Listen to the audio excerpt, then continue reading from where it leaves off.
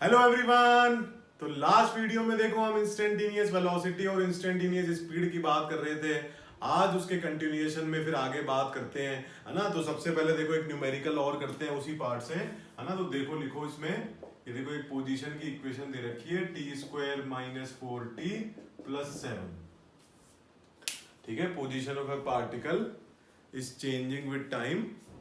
ठीक है, position of a particle is changing with time according to this equation.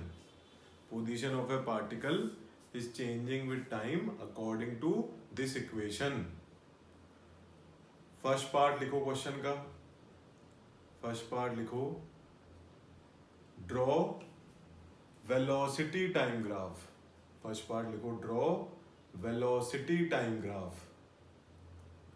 Second part लिखो, draw speed time graph. Draw speed time graph. तो देखो velocity time graph बनाने के लिए, velocity time graph बनाने के लिए बोलो हमें क्या चाहिए, वेलोसिटी और टाइम में रिलेशन चाहिए। तो वेलोसिटी और टाइम में रिलेशन कैसे आएगा बताओ। एक्स देखते हैं, हमें वेलोसिटी कैसे समझ में आती है ना, dx/dt, है ना। वो देखते हैं क्या समझ में आती है, v = dx/dt। तो ये देखो dx/dt लिख दिया हमने। तो अब बताओ v = कितना होगा, ये हो जाएगा 2t - 4। ठीक है, v कितना हो जाएगा 2t - 4। ठीक हो गई बात। अब बताओ ये वेलोसिटी टाइम ग्राफ, वेलोसिटी और टाइम में रिलेशन आ गया। तो देखो फर्स्ट पार्ट बनाते हैं। देखो तो फर्स्ट पार्ट देखो बनाते हैं इसमें, ये देखो ये v और ये देखो t। ठीक है, ये vt ग्राफ। ठीक है, ये वेलोसिटी और ये टाइम। ठीक है, तो अब देखो इसके अंदर ये 2t - 4। अब बताओ इसका ग्राफ बनाना है हमें। तो इंटरसेप्ट बोलो कैसा होगा, इंटरसेप्ट हुआ नेगेटिव। तो इंटरसेप्ट हुआ नेगेटिव और स्लोप कैसा है, पॉजिटिव। तो इंटरसेप्ट नेगेटिव और स्लोप कैसा बना दिया हमने, पॉजिटिव। ये स्ट्रेट लाइन आ गई। ठीक है, तो ये किसका ग्राफ है, ये v क्या है, वेलोसिटी, ये वेलोसिटी टाइम ग्राफ। ठीक है, वेलोसिटी टाइम ग्राफ। अब इस ग्राफ से क्या क्या पता लग सकता है, कोई भी टाइम पे अगर हम देखना है कि किस टाइम पे कितनी वेलोसिटी है तो वो हम निकाल सकते हैं। ठीक है, ग्राफ को पढ़ के, है ना, किस टाइम पे कितनी वेलोसिटी बताओ, अलग अलग इस वेलोसिटी से चल रहा है ना। t = 0 पे वेलोसिटी कितनी थी बताओ, t = 0 पे वेलोसिटी कितनी थी, -4, है ना। t = 0 पे वेलोसिटी कितनी थी, -4 मीटर/सेकंड। ऐसे बताओ ये जो इंस्टेंट है, ये जो इंस्टेंट है वहां पे क्या होगा, v 0 होगा। बताओ ये ग्राफ को कट कर रहा है ना, यहाँ y क्या होता है, 0 होता है। मतलब v क्या हो जाएगा, 0 हो जाएगा। तो v को क्या पुट कर दोगे बताओ, v को पुट कर दोगे 0। तो 2t - 4, 2t - 4 = 0। तो t = क्या हो जाएगा, 2 सेकंड हो जाएगा। t = क्या हो जाएगा, 2 सेकंड। मतलब ये टाइम कौन सा है, t = 2 है, जहां वेलोसिटी क्या हो गई, 0 हो गई। ठीक है, उसके आगे देखो, अब एक बात और एनालिसिस करते हैं इससे, कि 0 से लेके 2 तक वेलोसिटी नेगेटिव थी। 0 से लेके 2 तक वेलोसिटी क्या थी बच्चों, नेगेटिव थी। तो 0 से लेके 2 तक वेलोसिटी नेगेटिव थी। जैसे मान लो ऐसे चल रहा होगा ये, ठीक है, ऐसे मान लो यहां से ऐसे मान लो चल रहा है, और ये ऐसे ऐसे ऐसे ऐसे 0 से 2 तक वेलोसिटी क्या थी, नेगेटिव, मतलब लेफ्ट में जा रहा था। t = 0 पे कहां था, t = 0 पे देखो 7 पे था, है ना। इसमें x पोजीशन निकालनी है तो इसमें पुट करोगे। तो t = 0 पे कहां था, x = 7 पे। तो इसने x = 7 से चलना शुरू किया।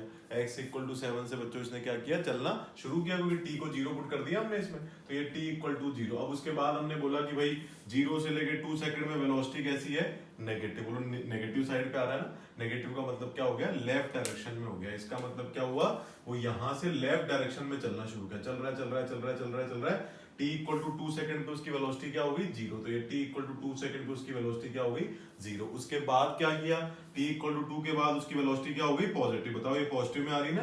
तो 2 के बाद वेलोसिटी क्या होगी, पॉजिटिव। पॉजिटिव वाला अब इसने इधर चलने लग गया, इसका मतलब ये इधर चलने लग गया है ना। अब इसने क्या किया, अपनी डायरेक्शन देखो, चल एक ही लाइन पे रहा है, तो बना समझने के लिए हमने ऐसे बनाया नीचे, ये इस लाइन पे जाएगा और इसी पे वापस आएगा। ठीक है, इस लाइन पे जाएगा और इसी पे वापस आएगा। समझने के लिए हमने दूसरी लाइन बनाई है ना। तो ये इस वजह से हमने ऐसा किया है। तो देखो ये यहां से क्या करेगा, टर्न करेगा। तो t = 2 पे जहां उसकी वेलोसिटी 0 हो गई, देखो जब भी पार्टिकल ने टर्न बैक करना है तो उस जगह पे उसकी वेलोसिटी क्या हो जाएगी, एक बार के लिए 0। सोच के देखो, एक बाइक या फिर हम खुद चल रहे हैं, जा रहे हैं जा रहे हैं जा रहे हैं जा रहे हैं सीधे, और हमें वापस टर्न करके आना है। ठीक है, ये सीधे सीधे जा रहे हैं, देखो जा रहे हैं जा रहे हैं जा रहे हैं, और फिर टर्न करके आना। टर्न करना तो एक जगह तो रुकना पड़ेगा ना, तब तुम जाके ऐसे उल्टा होगे। है ना, एक बार सीधा जा रहे हो पर हमने बोला कि टर्न करना, तो एक बार तो रुकोगे ना, फिर आओगे वापस से। तो इसका मतलब जहां भी टर्न बैक करते हैं वहां एक बार के लिए, उस इंस्टेंट के लिए वेलोसिटी क्या हो जाती है, 0, है ना। तो ये क्या है, इंस्टेंट ऑफ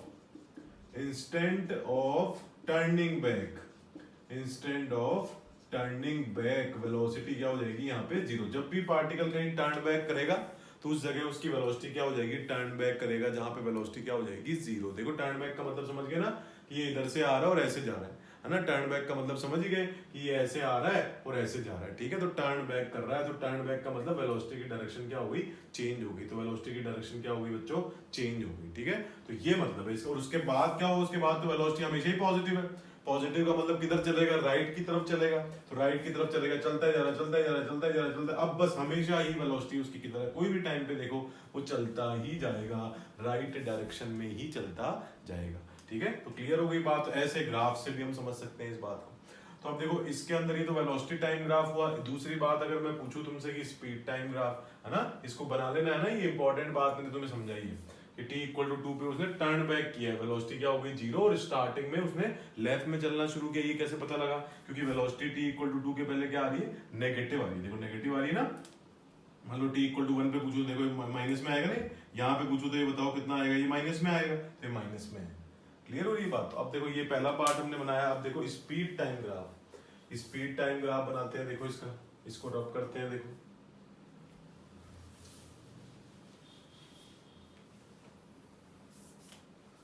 तो देखो सेकंड स्पीड टाइम ग्राफ, तो देखो यहाँ पे ये ऐसे, और ये v, और ये देखो स्पीड, ये क्या है स्पीड, और ये क्या है टाइम, ठीक है।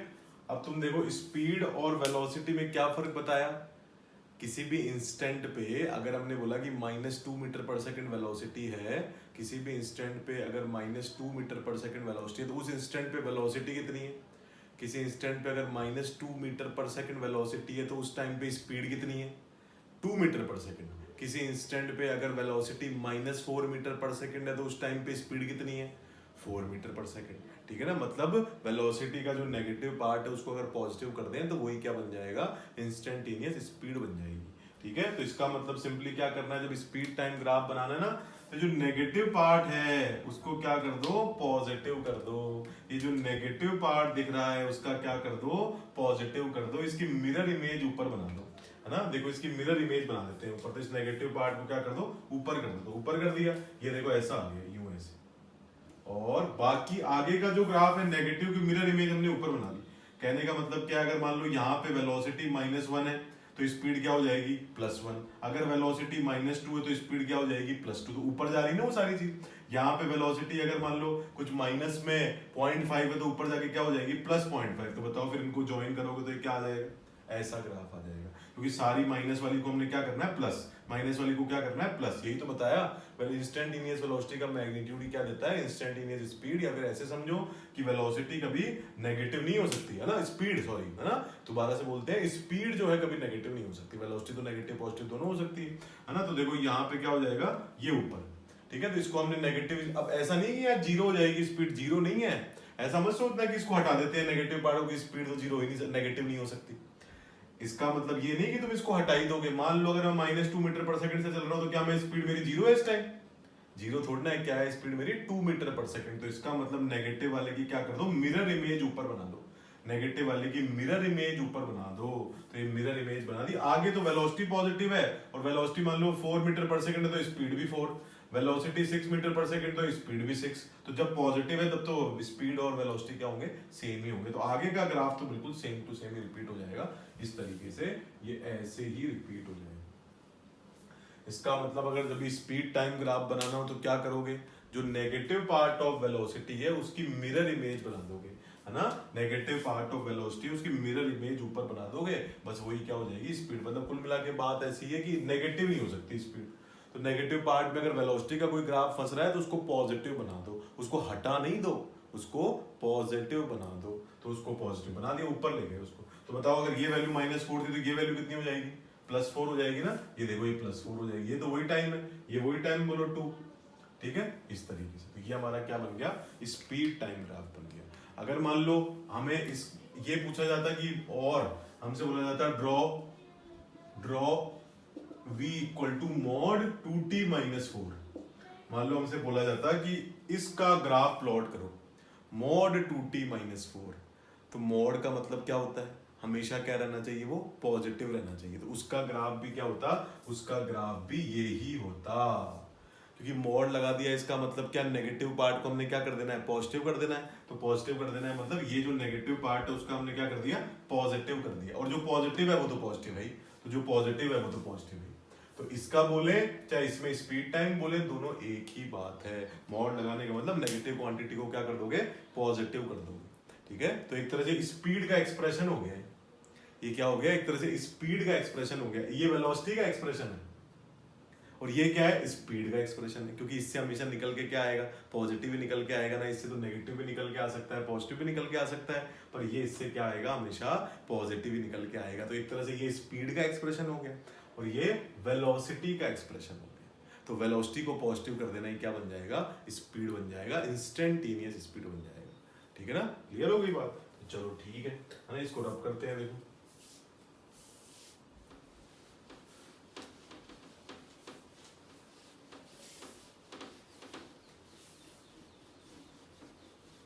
देखो एक छोटा सा सवाल और पूछते हैं तुमसे, जरा एक सिंपल सा छोटा सा नन्ना मुन्ना प्यारा सा सवाल। देखो ये x equal to 80 square minus 2bt, x equal to 80 square minus 2bt where a and b are constants, where a and b are constants, where a and b are constants. देखो calculate, calculate time at which, calculate time at which particle will turn back, calculate time at which particle will turn back, particle will turn back। तो देखो v equal to dx by dt, turn back की बात आती है, क्या समझ में आता है, टर्न बैक की बात अभी समझाया था। टर्न बैक का मतलब उस इंस्टेंट पे वेलोसिटी क्या हो जाती है, जीरो। जब भी किसी ने टर्न बैक करना मतलब अपने सीधे सीधे रास्ते को उल्टा करना है, यू टर्न लेना है। जब भी यू टर्न लेना हो तो यू टर्न वाली जगह पे एक बार वेलोसिटी क्या हो जाती है, जीरो हो जाती है। तो जीरो हो जाती है, देखो तो इसका मतलब सिंपली टर्न बैक निकालना, या फिर कहें इंस्टेंटेनियस रेस्ट का टाइम निकालो, है ना। तो वो भी इसका मतलब भी क्या है कि वहां पे वेलोसिटी क्या हो जाएगी, zero. When particle is at rest, ऐसे भी बोल सकते हैं इस क्वेश्चन को। एट रेस्ट का मतलब सिंपली वेलोसिटी क्या हो जानी चाहिए, जीरो हो जानी चाहिए। तो हम क्या करेंगे, पहले v का एक्सप्रेशन निकालेंगे। तो 280 माइनस 2b, ठीक है, 280 माइनस 2b, इसको क्या कर देंगे, जीरो के बराबर कर देंगे। इसको किसके बराबर कर देंगे, जीरो के बराबर कर देंगे। तो बताओ 2 तो कॉमन लेके कैंसिल हो जाएगा, तो क्या बचेगा बताओ, है ना। तो 2 तो देखो कॉमन लेके कैंसिल हो गया, तो 80 माइनस b इक्वल टू 0। तो t का आंसर क्या आ गया, b बाय a आ गया। ठीक है, b का आंसर बच्चों, t का आंसर कितना आ गया, b बाय a आ गया। क्लियर हो गई बात। तो बस ये आ जाएगा ऐसे t की वैल्यू आ जाएगी। क्लियर हो गई बात। तो बस इस तरीके से हम इंस्टेंटेनियस वेलोसिटी को अप्लाई कर सकते हैं। अभी और भी एप्लीकेशन देखेंगे इसकी, पर उससे पहले हम पढ़ रहे हैं बच्चों इंस्टेंटेनियस एक्सेलरेशन। थर्ड एप्लीकेशन पे आते हैं। देखो मैं रब कर रहा हूं इसको।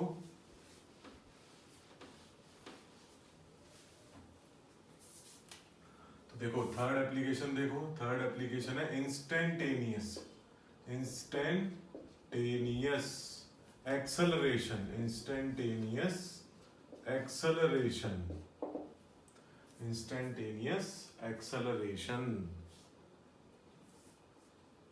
ठीक है, तो इंस्टेंटेनियस एक्सेलरेशन की बात करते हैं। पहली एप्लीकेशन हमने मैक्सिमम मिनिमा देखी डिफरेंशिएशन की, सेकंड क्या देखी, इंस्टेंटेनियस वेलोसिटी देखी, थर्ड क्या देख रहे हैं, इंस्टेंटेनियस एक्सेलरेशन देख रहे हैं। ठीक है, तो देखो इसमें देखो हमें कोई वीटी ग्राफ दे रखा है, ऐसे वेलोसिटी टाइम ग्राफ। ठीक है, ये वेलोसिटी टाइम ग्राफ हमें दे रखा है, कुछ ऐसे ही कुछ जनरल ग्राफ दे रखा है ऐसे। ठीक है, कि किसी t1 टाइम पे वेलोसिटी जी v1 है और किसी t2 टाइम पे वेलोसिटी जी v2 है। ठीक है, ऐसे दे रखा है। ठीक है, t1 टाइम पे वेलोसिटी v1 और t2 टाइम पे वेलोसिटी ऐसे v2 दे रखी है। ठीक हो गई बात, बहुत बढ़िया। तो अब हमसे अगर एवरेज एक्सेलरेशन पूछते, देखो एवरेज एक्सेलरेशन कैसे डिफाइन किया गया, average acceleration, average acceleration a average equal to, है ना, change in velocity, change in velocity, change in velocity upon time interval, change in velocity upon time interval, change in velocity upon time interval. इसी को क्या बोलते हैं, क्या बोलते हैं बच्चों, एवरेज एक्सेलरेशन बोलते हैं, है ना। ये एवरेज एक्सेलरेशन ऐसे डिफाइन किया गया है कि change in velocity upon time interval. तो अब ए एवरेज बोलो कितना आ जाएगा यहाँ से, चेंज इन वेलोसिटी का मतलब क्या हो गया, फाइनल माइनस इनिशियल। मान लो इस टाइम से इस टाइम तक एवरेज एक्सेलरेशन पूछे, t1 टाइम से t2 टाइम तक एवरेज एक्सेलरेशन पूछा है, तो फाइनल वेलोसिटी क्या हुई बोलो, v2, इनिशियल वेलोसिटी क्या थी v1, और टाइम इंटरवल मतलब यहां से यहां तक का टाइम, ये टाइम कैसे निकलेगा, दिस माइनस दिस, ये बचेगा, ठीक है। ये टाइम निकालना है तो ये पूरा कोऑर्डिनेट है यहाँ तक, ये भी पूरा कोऑर्डिनेट है यहाँ तक, तो ये कितना बचा, t2 माइनस t1, तो ये कितना आ गया बच्चों, t2 माइनस t1, तो ये कितना हुआ बोलो, delta v by delta t, कितना हो गया ये, delta v over delta t, ठीक हो गई बात। तो एवरेज एक्सेलरेशन की वैल्यू आ गई, ठीक है। अब एवरेज एक्सेलरेशन से अगर इंस्टेंटेनियस पहुंचना है तो वही तरीका, टाइम इंटरवल को क्या कर देंगे, बड़ा छोटा कर देंगे, है ना। टाइम इंटरवल को क्या कर देंगे, बहुत स्मॉल कर देंगे, तो फिर इंस्टेंटेनियस एक्सेलरेशन, इंस्टेंटेनियस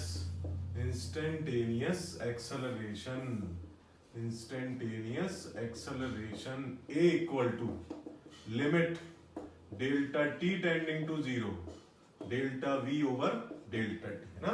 किसी अब इंस्टेंटेनियस का मतलब t इक्वल टू 2 पे एक्सेलरेशन बताओ, t इक्वल टू 3 पे एक्सेलरेशन बताओ, तो उस इंस्टेंट पे एक्सेलरेशन बताओ। तो इंस्टेंट का मतलब हमने बोला था कि t इक्वल टू 3 का मतलब क्या होगा, t इक्वल टू 3 से लेके 3.0001 सेकंड तक में बताओ। तो टाइम इंटरवल तुमने क्या कर दिया, बहुत छोटा कर दिया, है ना, बहुत छोटा सा कर दिया। तो उस अकॉर्डिंग फिर जब ये टाइम इंटरवल बहुत छोटा हो जाता है तो फिर इसी चीज को हम क्या कर देते हैं, ऐसा लिख देते हैं और यही चीज क्या बन जाती है, फिर यही चीज क्या बन जाती है बच्चों, dv बाई dt बन जाती है। यही बच्चों क्या बन जाती है, dv बाई dt बन जाती है। इसका मतलब इंस्टेंटेनियस एक्सेलरेशन जो होता है उसको निकालने के लिए क्या करो, सीधे वेलोसिटी के फंक्शन को डिफरेंशिएट कर लो, है ना। इंस्टेंटेनियस एक्सेलरेशन अगर निकालना हो तो सीधे क्या कर दो, वेलोसिटी के फंक्शन को डिफरेंशिएट कर दो विद रिस्पेक्ट टू टाइम, तो क्या आ जाएगा, इंस्टेंटेनियस एक्सेलरेशन आ जाएगा, ठीक है। इसके फंक्शन को डिफरेंशिएट कर देंगे तो क्या आ जाएगा, इंस्टेंटेनियस एक्सेलरेशन आ जाएगा। तो इतना नोट करो पहले, फिर उसमें नीचे लिखो, देखो, ठीक है, नोट कर लो, स्क्रीन पॉज करके पहले, फिर नीचे इसमें लिखो,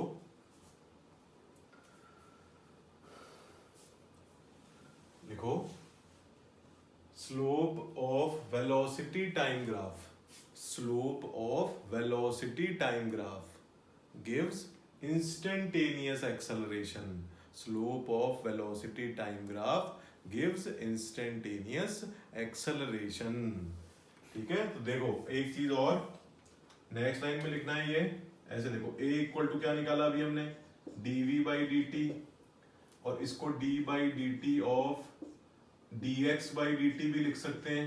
बोलो v को क्या लिख सकते हैं, पिछली एप्लीकेशन से v को क्या लिखा था हमने, dx बाई dt लिखा था, तो इसको dx बाई dt लिख दिया। तो बताओ ये कितना आ गया यहाँ से, d2x ओवर dt स्क्वायर, क्या लिख दिया इसको, d2x ओवर dt स्क्वायर। बोलो डबल डिफरेंशिएशन बताया था ये, कोई d स्क्वायर t स्क्वायर का कोई लॉजिक नहीं है, बस एक सिंबल है बस ये, ठीक है, कि बस ऐसी वाली चीज को ऐसा लिखते हैं। पढ़ते क्या है इसको, d2x अपॉन dt स्क्वायर। इसका मतलब क्या मिला बच्चों, इसका मतलब ये मिला कि अगर हम x को, अगर हम पोजीशन की इक्वेशन को 2 बार डिफरेंशिएट कर दें, अगर हम पोजीशन की इक्वेशन को 2 बार डिफरेंशिएट कर दें तो हमें एक्सेलरेशन मिल जाएगा।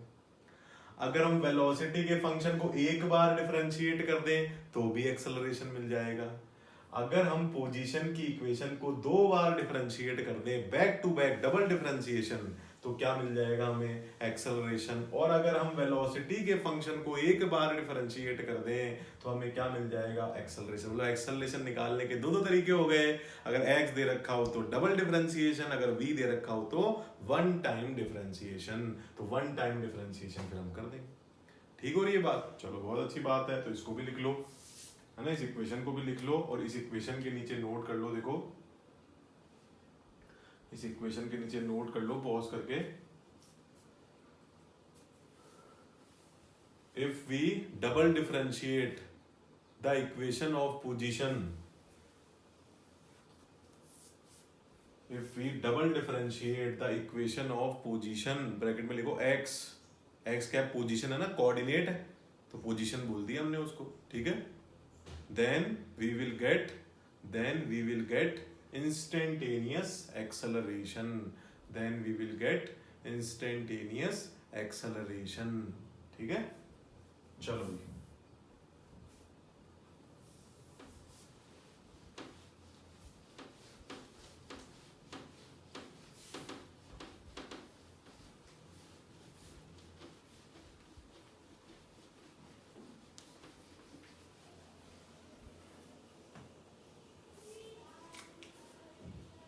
देखो इतनी बात हमें समझ में आई, बोलो सब लोगों को बात समझ में आई ना इतनी। तो जरा एक क्वेश्चन मुझे करके बताओ। अब कई सारे क्वेश्चन करेंगे अब यहाँ से, है ना, काफी सारी प्रैक्टिस करेंगे। अब मिक्स क्वेश्चन करेंगे, v equal to d x by d t के, a equal to d v by d t के, या फिर a equal to d two x by d t square के, ठीक है ना। हमारी एप्लीकेशंस ऑफ डिफरेंशिएशन कंप्लीट हो गई है, बस अब हमने यहाँ से प्रैक्टिस शुरू कर ली, ठीक है। उसके प्रैक्टिस कंप्लीट करने के बाद हम आएंगे किस पे, एप्लीकेशंस ऑफ इंटीग्रेशन, है ना। उसके लिए पहले इंटीग्रेशन पढ़ेंगे और फिर एप्लीकेशंस ऑफ इंटीग्रेशन की बात करेंगे, ठीक है। तो देखो प्रैक्टिस शुरू करते हैं, कई सारे टाइप के सवाल यहाँ पे करने वाले हैं हम। तो देखो शुरू करते हैं। पोजीशन की इक्वेशन दे रखी है, देखो x equal to a t cube plus b t square plus c t plus d, ठीक है। ये x का मतलब हमेशा क्या रहेगा, पोजीशन। x या y जनरली देंगे, z भी दे सकते हैं, है ना, कोई दिक्कत वाली बात नहीं है, क्योंकि सिंगल स्ट्रेट लाइन में चल रहा है ना, तो ओनली x, ओनली y या ओनली z दिया जाएगा। जब प्लेन में बात करेंगे तो x और y दोनों दिए जाएंगे। जब हम प्लेन, जब स्पेस की बात करेंगे तो x y z तीनों के बारे में बताया जाएगा कि तीनों कैसे बदल रहे हैं। इसमें क्या बताया अभी, स्ट्रेट लाइन में केवल x के बारे में बता दिया, या तो यहाँ ओनली x होगा, या ओनली y होगा, या ओनली z होगा, ठीक है। तो लिखो कैलकुलेट, कैलकुलेट फर्स्ट पार्ट लिखो initial velocity, calculate first part लिखो इनिशियल वेलोसिटी, ठीक है। फर्स्ट पार्ट लिखेंगे इनिशियल वेलोसिटी, और सेकंड पार्ट लिखो ratio of initial position and initial acceleration, ratio of initial position and initial acceleration, ठीक है। फिर नेक्स्ट पूरा नीचे लिखो, पार्ट खत्म हो गए। A b c and d are some constants, a b c and d are some constants, ठीक है। तो ये ए बी सी डी क्या है, कॉन्स्टेंट्स है, ठीक है। इनकी वैल्यू के बारे में मैं पता नहीं। अगर मैं तुमसे पूछूं कि भाई ए का डायमेंशनल फॉर्मूला कितना जी, ए का डायमेंशनल फॉर्मूला कितना जी, तो बताओ। तो ये एल है, ये ए टी क्यूब है, तो बताओ क्या हो जाएगा इसमें, टी क्यूब को नीचे ले आओगे ना, तो एल टी माइनस 3 हो जाएगा कि नहीं। मैं तुमसे पूछूं बी का डायमेंशनल फॉर्मूला बताओ जी, तो ये एल है, बोलो समझ गए, याद आया वो क्वेश्चन जो डायमेंशनल एनालिसिस में हमने किया था। तो बताओ बी का डायमेंशनल फॉर्मूला क्या हो जाएगा, एल टी माइनस 2 हो जाएगा, ठीक है। पर फिलहाल उसकी बात नहीं है। तो देखो फर्स्ट पार्ट हम देखते हैं, इनिशियल का मतलब क्या, इनिशियल के बारे में अगर कुछ ना बताया जाए तो हम उसको क्या लेते हैं, t इक्वल टू 0 लेते हैं ना। इनिशियल के बारे में अगर क्वेश्चन में कुछ बताया नहीं है तो हम क्या लेते हैं उसको, t इक्वल टू 0 लेते हैं। तो जरा करेंगे, एक बार अटेम्प्ट करेंगे सब लोग, उसके बाद हम देखते हैं, देखो फिर उसके बाद डिस्कस करते हैं इसको कि किस तरीके से आगे करना है। तो देखो यहाँ पे तुम देखो v इक्वल टू क्या लिखा हमने, dx बाई डी टी, पहले v निकालें तो सही, फिर करेंगे उनमें t0 तो dx बाई डी टी हमने निकाला, कितना आया ये 3a square plus 2bt plus c, है ना, 3a square plus 2bt plus c, ठीक है। अब v क्या करोगे इसमें, v में t को 0 पुट करोगे, v में t को क्या पुट कर दोगे, 0 पुट करोगे, तो ये 0 ये क्या आ गया c, ये हो गया c, ठीक है। t को 0 पुट कर दिया तो ये 0 ये क्या आ गया, c आ गया, बहुत बढ़िया। इसके अलावा देखो अब हमसे इनिशियल पोजीशन की भी जरूरत पड़ेगी, ये एक्सेलरेशन है ना, इनके रेशियो निकालने, तो initial position x at t equal to 0, ये पोजीशन है, कुछ नहीं करना पोजीशन की, तो ये इक्वेशन ही दे रखी है, सीधे इसमें क्या डाल देंगे, t को 0 पुट कर देंगे, है ना। इसमें सीधे क्या पुट कर देंगे, t को 0 पुट कर देंगे, तो ये t को 0 पुट करेंगे तो x को क्या पुट कर देंगे, d पुट कर देंगे।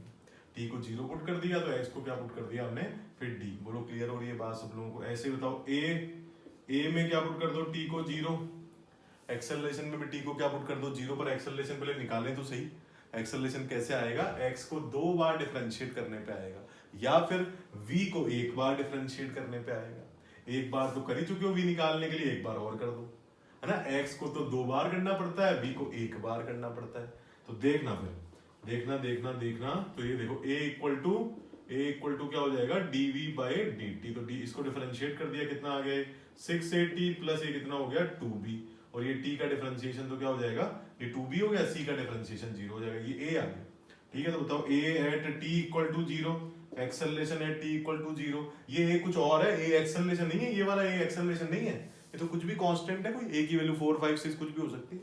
ठीक है, तो ये कितना हुआ, ये हुआ 2b, ये कितना हुआ बच्चों 2b हो गया। बोलो क्लियर होगी सब लोगों को बात। तो अब बताओ, पहले पार्ट का आंसर तो हमने निकाल लिया था, क्या आ गया था, c आ गया था ना। फर्स्ट पार्ट का आंसर तो क्या आ गया था, c। सेकंड पार्ट का आंसर क्या आ गया था, सेकंड पार्ट का आंसर देखो क्या आ गया, x इनिशियल का मतलब कितना है, x इनिशियल का मतलब है d, और a इनिशियल का मतलब क्या है 2b, तो d बाय 2b, है ना। ये कितना आ जाएगा, x इनिशियल का मतलब हो गया d, और ये a इनिशियल का मतलब कितना हो गया 2b, तो d बाय 2b आंसर आ जाएगा।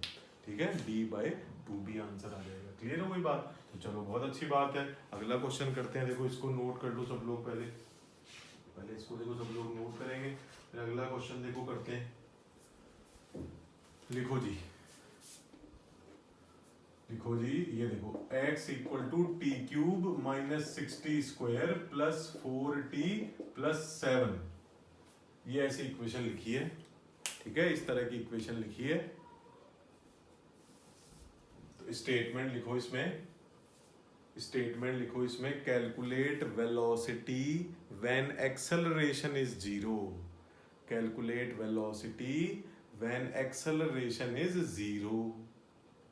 ठीक है, जरा करके बताएंगे, एक बार स्क्रीन पॉज करेंगे और जल्दी से जरा सही से आंसर बताएंगे कि वेलोसिटी को जब, है ना, एक्सेलरेशन जब 0 हो जाए तब वेलोसिटी निकालनी है। मतलब टाइम हमें अलग से नहीं दिया, टाइम भी हमें ही कैलकुलेट करना है। कौन से टाइम पे वेलोसिटी पूछी है, जब एक्सेलरेशन 0 है तब वेलोसिटी पूछी है ना। तो कर दें क्या, बोलो कर लिया तुमने, बोलो भाई कर लिया कि नहीं। चलो ठीक है, तो फिर देखते हैं, पहले एक्सेलरेशन को 0 करके टाइम निकालेंगे। ध्यान समझना है question, calculate velocity when acceleration is 0। मैं मान लो उनसे पूछता कि calculate velocity when t equal to 1, calculate velocity when t equal to 2, पर इसमें क्या पूछा, calculate velocity when acceleration equal to 0। तो पहले एक्सेलरेशन को 0 करके हम टाइम निकालेंगे, वो जो टाइम आएगा उसको v के एक्सप्रेशन में पुट कर देंगे।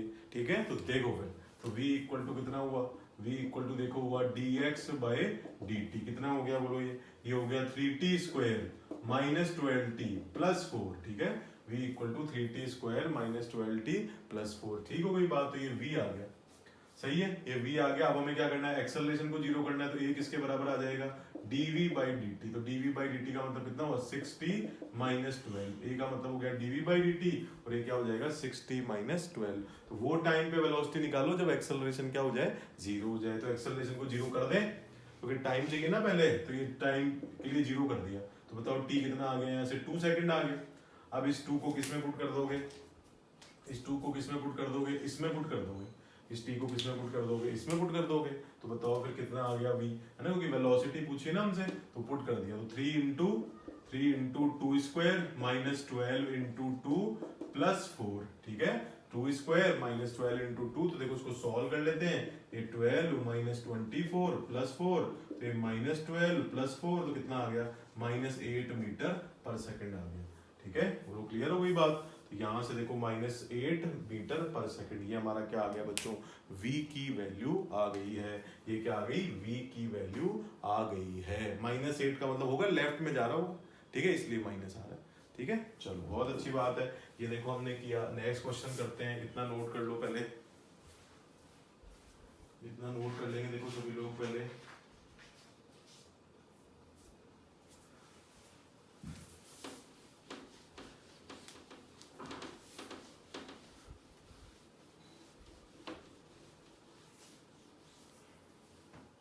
नेक्स्ट क्वेश्चन देखो, नेक्स्ट क्वेश्चन देखो, x equal to 90 square minus t cube. ठीक है, x equal to 90 square minus t cube. ठीक है, पोजीशन की इक्वेशन दे रखी है, तो बताओ इसमें लिखो calculate position when speed is maximum. Calculate position when speed is maximum, when speed is maximum. जरा सोचेंगे कैसे करना है। हिंट दूं क्या एक? बोलो भाई हिंट। तो देखो हिंट कुछ ऐसा है कि जैसे ही मैक्सिमा मिनिमा की बात आती है तो जिसको भी मैक्सिमाइज या मिनिमाइज करना है उसको हम क्या कर देते हैं, डिफरेंशिएट करके जीरो कर देते हैं। जैसे ही मैक्सिमाइज या मिनिमाइज करने की बात आती है हम क्या कर देते हैं, उसे डिफरेंशिएट करके जीरो कर देते हैं, है ना। तो यहाँ पे भी क्या करेंगे, डिफरेंशिएट करके जीरो पर किसको, पोजीशन कब बतानी है, जब स्पीड मैक्सिमम हो जाए तो किसको डिफरेंशिएट करके जीरो करेंगे, स्पीड के एक्सप्रेशन को डिफरेंशिएट करके जीरो करेंगे, है ना। तो देखो स्पीड जब मैक्सिमम होगी तभी तो वेलोसिटी मैक्सिमम होगी।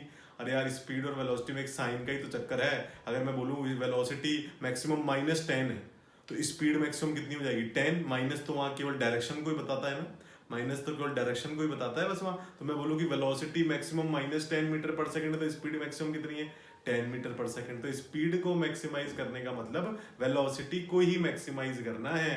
और जिस भी क्वांटिटी को मैक्सिमाइज या मिनिमाइज करते हैं उसी को डिफरेंशिएट करके जीरो करते हैं। जिस भी क्वांटिटी को मैक्सिमाइज या मिनिमाइज करते हैं उसको डिफरेंशिएट करके जीरो करते हैं। तो हमें पोजीशन कब निकालनी है, जब स्पीड मैक्सिमम हो जाए। तो जरा देखें, तो क्या हमें dx/dt को जीरो करना है, क्या हमें dx/dt को जीरो करना है? नहीं। इसका मतलब तो तुमने बोला कि वो टाइम निकाल रहे हो जब वेलोसिटी इज जीरो या स्पीड इज जीरो। dx/dt तो v होता है ना। तो ये कहाँ बोला क्वेश्चन में कि स्पीड जब जीरो हो जाए तब पोजीशन निकालो। क्वेश्चन में ये तो नहीं बोला ना, ये थोड़ी बोला है कि स्पीड जब जीरो हो जाए तब पोजीशन निकालो। हमसे बोला क्या, हमसे बोला जब स्पीड मैक्सिमम हो जाए तब पोजीशन निकाल लो। तो स्पीड मैक्सिमम कब होती है, मैक्सिमम मिनिमम के लिए क्या करते हो, उस क्वांटिटी को डिफरेंशिएट करके जीरो करते हो। उस क्वांटिटी को किसको करना है मैक्सिमाइज, v को।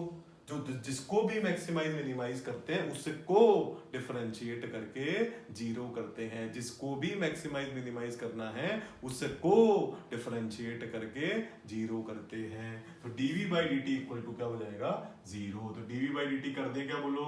dv/dt का मतलब वेलोसिटी को एक बार डिफरेंशिएट करना है, वेलोसिटी तो है ही नहीं तो पहले x से v लाना पड़ेगा, v से a लाना पड़ेगा। x से पहले बोलो क्या लाना पड़ेगा, v। तो देखो याद हो गया कि नहीं, अब जब भी x से v निकालना हो एक बार डिफरेंशिएट, और v से a लाना हो तो फिर से डिफरेंशिएट। x से v लाना हो तो एक बार डिफरेंशिएट, और v से a लाना हो तो एक बार और डिफरेंशिएट। ठीक है, तो यहाँ पे क्या करना पड़ेगा, इससे ला रहे हो तो दो बार करना पड़ेगा ना। एक बार किया तो dx/dt आया, dx/dt कितना आया जी, 18t माइनस 3t²। और एक बार और किया जी d2x/dt² या फिर dv/dt इक्वल टू कितना आ गया, 18 माइनस 60। इसको करना है जीरो, है ना, टू मैक्सिमाइज v, है ना। v को मैक्सिमम करने के लिए हम क्या कर रहे हैं, डिफरेंट जिस भी क्वांटिटी को मैक्सिमाइज मिनिमाइज करेंगे उसको डिफरेंशिएट करके क्या कर देना है, जीरो कर देना है। तो 18 इक्वल टू 60। तो t इक्वल टू कितना आ गया बच्चों, 3 सेकंड आ गया। t इक्वल टू कितना आ गया बच्चों, 3 सेकंड आ गया। तो t को हमने क्या पुट कर देना है, 3 सेकंड पुट कर देना है। ठीक हो गई बात, चलो बहुत बढ़िया। तो t को हमने 3 सेकंड पुट कर दिया, तो t को 3 सेकंड ऐसे पुट कर दो, बहुत बढ़िया। चलो भाई सब लोगों को बात समझ में आ गई। तो यहाँ से तुम देखो x, t को 3 पुट करें इसमें, तो t को 3 पुट करते, देखो x इक्वल टू t को 3 पुट किया तो 9 into 3² minus 3 cube x equal to 9 into 9 minus 27। तो देखो ये 81 माइनस 27। ठीक है, तो कितना आ गया बोलो, ये 54 आ गया। ठीक है, कितना आ गया बोलो, ये 54 आ गया। बोलो सबको बात समझ में आ गई ना, ये पोजीशन की इक्वेशन कितनी आ गई, 54 मीटर आ गई। तो बात समझ गए क्या, हमने क्या बोला, किसको मैक्सिमाइज या मिनिमाइज करना है, स्पीड को। तो हमने स्पीड को डिफरेंशिएट करके जीरो किया, उससे टाइम निकाला, कब पोजीशन निकालनी थी, व्हेन स्पीड इज मैक्सिमम। तो तो स्पीड मैक्सिमम जब भी जिस भी क्वांटिटी को मैक्सिमाइज मिनिमाइज करते हैं उसको क्या करते हैं, डिफरेंशिएट करके जीरो करते हैं। ये मैक्सिमम मिनिमा की एप्लीकेशन में हमने देखा। और डबल डिफरेंशिएट वगैरह करने की जरूरत नहीं है, एक ही टाइम आ रहा है तो एक सिंगल टाइम आए तो डबल डिफरेंशिएशन करके चेक करने की जरूरत नहीं है, ठीक है ना। तो ये इस तरीके से आ गया। क्लियर हो गई बात? तो टी इक्वल टू कितना हो गया, 3 सेकेंड। बोलो क्लियर है बात? चलो भाई बहुत बढ़िया है ना। तो ये देखो एक अलग क्वेश्चन हमने किया, तो ये इस तरीके से हम इसको सॉल्व कर सकते हैं, है ना। तो ये क्वेश्चन जो है ये नीट में आया था, देखो नीट का प्रीवियस ईयर क्वेश्चन है ये, ठीक है। नीट में एक क्वेश्चन आया था, एक सिमिलर क्वेश्चन वैसे पहले जेई मेन में भी आया हुआ है ना, पर ये जो इक्वेशन थी वो एक नीट के क्वेश्चन में आई हुई थी, है ना। इस तरीके से इसको सॉल्व करना है, ठीक है। क्लियर हो गई बात? आगे देखते हैं, देखो नेक्स्ट क्वेश्चन देखते हैं, नेक्स्ट क्वेश्चन देखते हैं, देखो रब करते हैं इसको।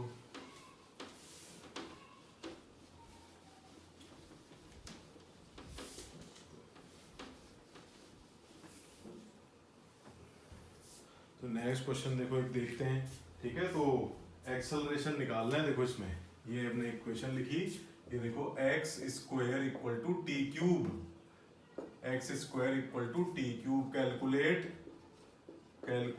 एक्सेलरेशन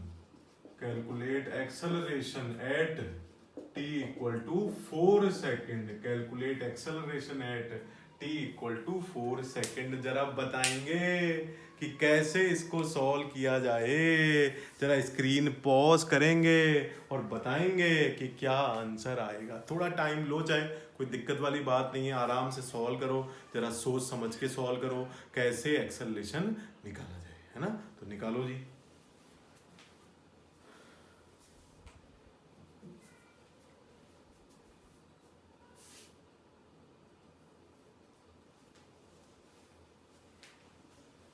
तो करें, बोलो।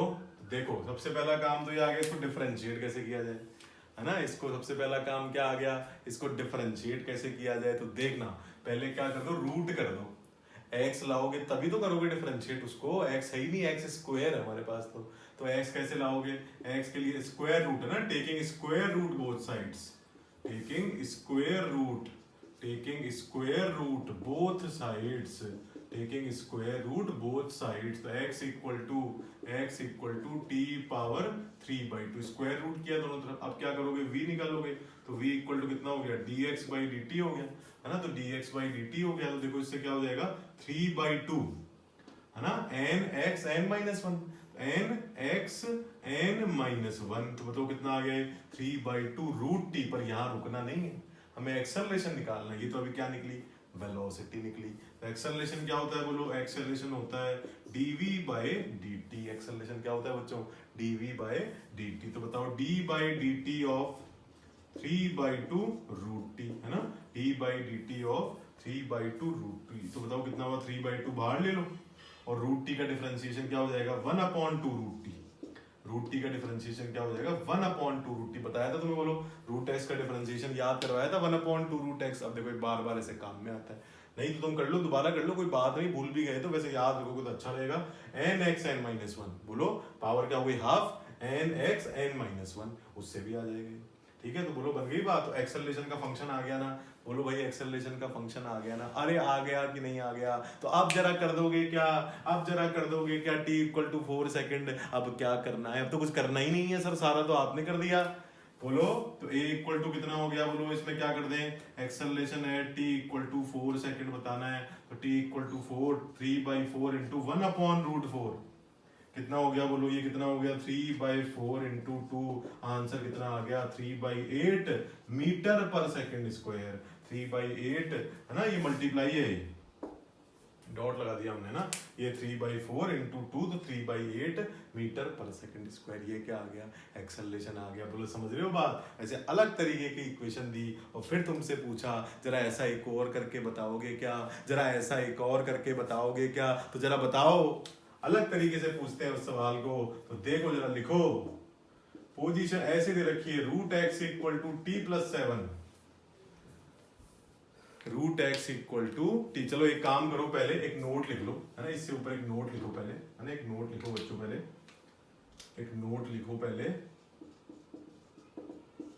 फर्स्ट नोट लिखो, if velocity of A particle is constant, if velocity of a particle is constant, then its motion is said to be, if velocity of a particle is constant, then its motion is said to be, then its motion is said to be uniform motion. Its motion is said to be uniform motion. Then its motion is said to be uniform motion. Next लिखो, next लिखो, if acceleration of a particle is constant, next point लिखना है note में, if acceleration of a particle is constant in its motion, if acceleration of a particle is constant in its motion, then its motion is called as, then its motion is called as uniformly accelerated motion. Its motion is called as uniformly accelerated motion. Uniformly accelerated motion. Uniformly accelerated motion. Uniformly accelerated का मतलब क्या हुआ? ठीक है कि उसका acceleration constant है. Uniformly accelerated का मतलब एक्सेलरेशन कांस्टेंट है. ठीक है. और यूनिफॉर्म वेलोसिटी, यूनिफॉर्म मोशन का मतलब क्या हुआ? यूनिफॉर्म मोशन का मतलब हुआ वेलोसिटी कांस्टेंट. ठीक है, ध्यान में रखेंगे, बड़ी इंपॉर्टेंट टर्म है. यूनिफॉर्म मोशन अगर है पार्टिकल का मतलब क्या कांस्टेंट है? वेलोसिटी कांस्टेंट है. और अगर मैं बोलूं यूनिफॉर्मली एक्सेलरेटेड मोशन, इसका मतलब क्या कांस्टेंट है? एक्सेलरेशन कांस्टेंट है. अब कांस्टेंट और वेरिएबल, जरा इनका अंतर भी समझ लें, इनका जरा डिफरेंस भी समझ लें. तो देखो इनका डिफरेंस देखो क्या है. कांस्टेंट कब, वेरिएबल कब. तो देखो कांस्टेंट और वेरिएबल का मतलब देखो कुछ ऐसा है. अगर मैं तुमसे बोलूं कि भाई ये v है, अगर मैं तुमसे बोलूं कि भाई ये v है और ये v इक्वल टू हमारा है 60, तो बताओ क्या ये यूनिफॉर्म मोशन होगी क्या? v इक्वल टू 60 क्या ये यूनिफॉर्म मोशन होगी क्या? नहीं होगी ना, क्योंकि वेलोसिटी टाइम पे डिपेंड कर रही है. तो ये तो वेरिएबल हुई, कांस्टेंट थोड़ी नहीं हुई. अलग अलग टाइम पे तो वेलोसिटी अलग अलग आ रही है. अलग अलग टाइम पुट करोगे अलग अलग वेलोसिटी आ रही है. इसका मतलब मोशन कैसी हो गई? यूनिफॉर्म मोशन नहीं है, क्योंकि वेलोसिटी क्या है? कांस्टेंट नहीं है. कांस्टेंट अगर होती है तो उसको क्या बोलते हैं? Uniform motion. और अगर एक्सेलरेशन कांस्टेंट होता है तो उसको क्या बोलते हैं? Uniformly accelerated motion. ठीक है, तो देखना v इक्वल टू 60 है ना, ये कैसी है? Non uniform motion. Non uniform motion, uniform motion नहीं है, नॉन यूनिफॉर्म मोशन. अगर मैं तुमसे पूछूं क्या ये मोशन यूनिफॉर्मली एक्सेलरेटेड है क्या? अगर मैं तुमसे बोलूं कि क्या ये मोशन यूनिफॉर्मली एक्सेलरेटेड है क्या, तो पहले एक्सेलरेशन निकालोगे. पहले एक्सेलरेशन निकालोगे, उसके बाद ही तो बताओगे कि भाई ये यूनिफॉर्मली है कि नहीं. तो पहले एक्सेलरेशन निकाल तो लें. तो एक्सेलरेशन कैसे निकालेंगे बताओ? इसको डिफरेंशिएट करके निकालेंगे. इसको क्या करेंगे? डिफरेंशिएट करके निकालेंगे. तो बताओ d by d T of 60. तो 60 तो क्या हो जाएगा बोलो? डिफरेंशिएशन 6 हो जाएगा ना. बताओ ये कांस्टेंट है ना? नहीं आ रहा ना इसमें टाइम. ना तो t पे डिपेंड कर रहा है, ना कोई पोजीशन पे डिपेंड कर रहा है. कर रहा है क्या किसी पे डिपेंड? कुछ भी टाइम हो जाए, कुछ भी x हो जाए, एक्सेलरेशन तो 6 ही आ रहा है ना. x बचा क्या इसमें? कुछ टाइम बच रहा है क्या इसमें? कुछ तो टाइम पुट कहाँ करोगे फिर? इसका मतलब कुछ भी टाइम हो जाए, कहीं भी पार्टिकल चला जाए, उसका एक्सेलरेशन तो 6 ही रहेगा. कांस्टेंट हुआ क्या एक्सेलरेशन? और अगर एक्सेलरेशन कांस्टेंट है तो उसको कैसी मोशन बोलते हैं? जरा मेरे साथ बोलेंगे. अगर एक्सेलरेशन कांस्टेंट है तो उसे कैसी मोशन बोलते हैं? जरा बोलेंगे. अरे बोल नहीं रहे हो भाई, बोलो जरा. जब एक्सेलरेशन कांस्टेंट है तो उसको कैसी मोशन बोलते हैं? Uniformly accelerated motion. कैसी बोलते हैं?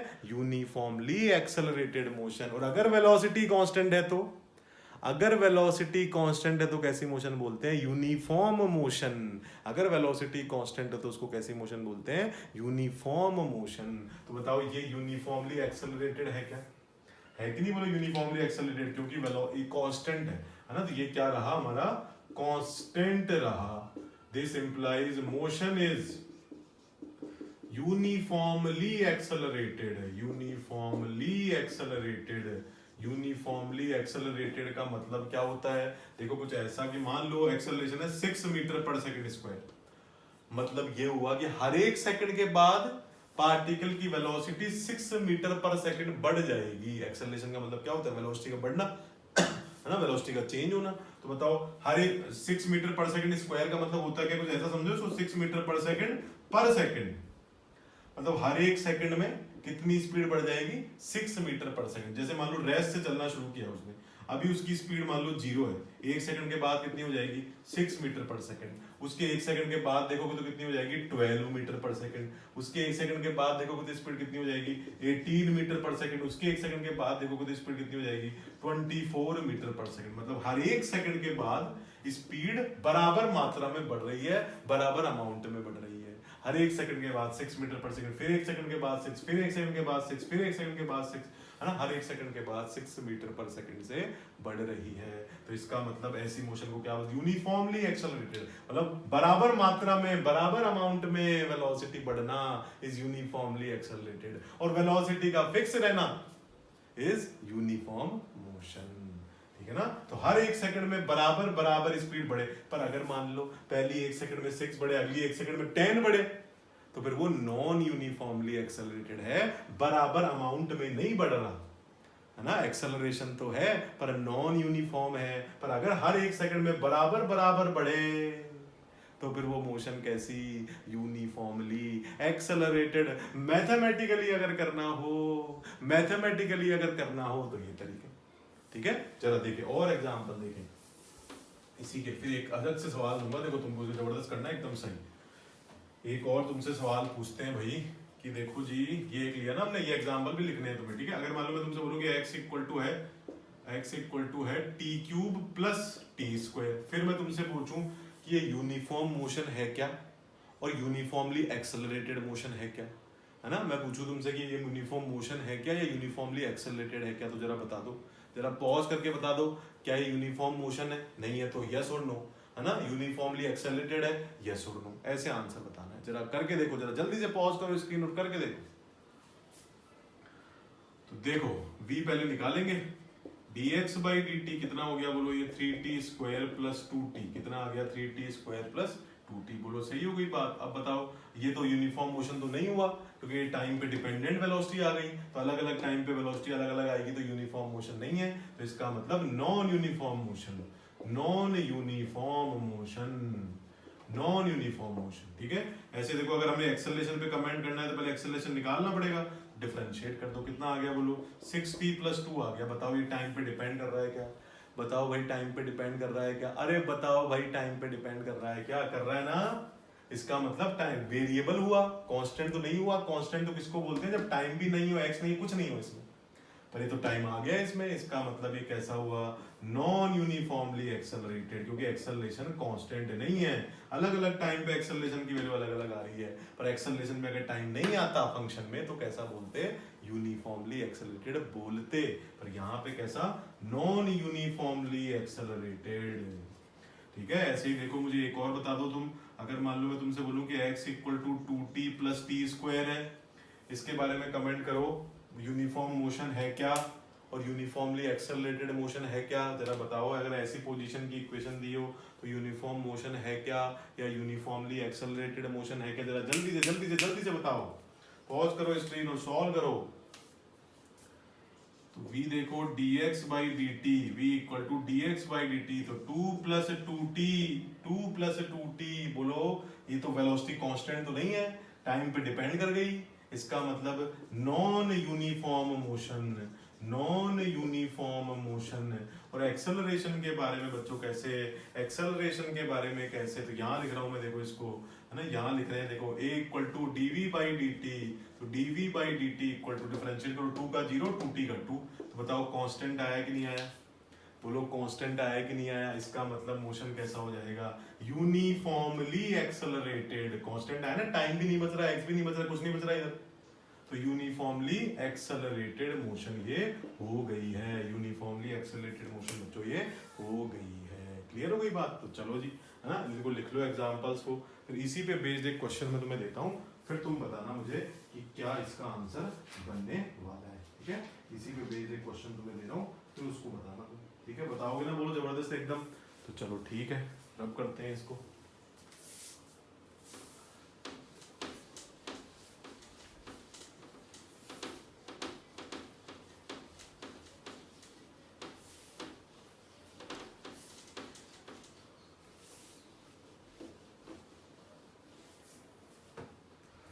देखो जी, फिर हमें क्वेश्चन दिया root x equal to t plus 7, ठीक है। Root x equal to t plus 7। The motion is first part लिखो यूनिफॉर्म मोशन। सेकंड पार्ट लिखो non uniform motion. Second option है, ठीक है, ऑप्शन दे रहा हूं यहां पे मैं तुम्हें क्वेश्चन में, इस क्वेश्चन में यूनिफॉर्म मोशन। फिर देखो uniformly accelerated motion, third option लिखना है यूनिफॉर्मली एक्सेलरेटेड मोशन। और फोर्थ लिखना है नॉन यूनिफॉर्मली एक्सेलरेटेड मोशन, ठीक है, नॉन यूनिफॉर्मली एक्सेलरेटेड मोशन। तो जरा करके बताएंगे, देखो जल्दी से। यूनिफॉर्मली एक्सेलरेटेड है ना, यूनिफॉर्मली एक्सेलरेटेड, नॉन यूनिफॉर्मली, इस तरीके से दी है इक्वेशन, ऐसे दी है, रूट एक्स इक्वल टू दिया है। तो जरा जल्दी से करेंगे आंसर, कैसे देखो सॉल्व कर रहे हो।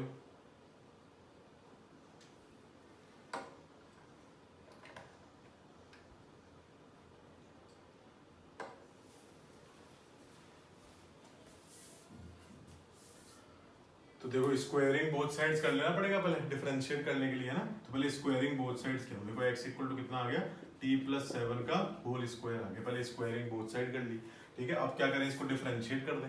एक तरीका तो देखो चेन रूल का है, बोलो है ना पूरा x पावर n जैसा, तो इसको x मान लो और n(x) n-1 और जिसको x माना उसका डिफरेंशिएशन दोबारा कर लो। नहीं तो होल स्क्वायर ओपन भी कर सकते हो, कोई दिक्कत वाली बात नहीं है, सेम ही आंसर आएगा, है ना। होल स्क्वायर ओपन करके कर लो, कोई दिक्कत नहीं है ना। अभी हम चेन रूल से कर दे तो चेन रूल से कर दो, n(x) n-1 इंटू जिसको x माना उसका डिफरेंशिएशन दोबारा करोगे।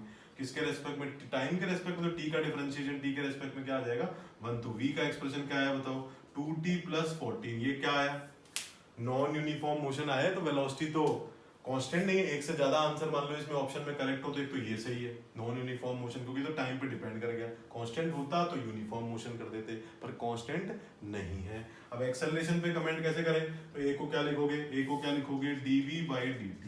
ए को क्या लिखेंगे बच्चों, dv बाई dt। तो डिफरेंशिएट कर दें इसको, तो बताओ 2 आया, कांस्टेंट आया ना, अरे बोलो कांस्टेंट आया ना। इसका मतलब क्या हो गया, कांस्टेंट आते ही क्या बनने वाला है, बोलो बच्चों, कांस्टेंट आते ही यूनिफॉर्मली एक्सेलरेटेड बनने वाला है। तो दो आंसर इसके करेक्ट हैं, है ना, यूनिफॉर्मली एक्सेलरेटेड और नॉन यूनिफॉर्म मोशन, ठीक है। तो आई होप सब लोगों को इतनी बात यहाँ से बड़े अच्छे से, बड़ा बहुत ही अच्छे तरीके से पूरी बात समझ में आ गई है, ठीक है। एक नोट और लिखेंगे, देखो एक चीज और तुम्हें बताते हैं, उस पे बेस भी देखो कुछ न्यूमेरिकल सॉल्व करेंगे।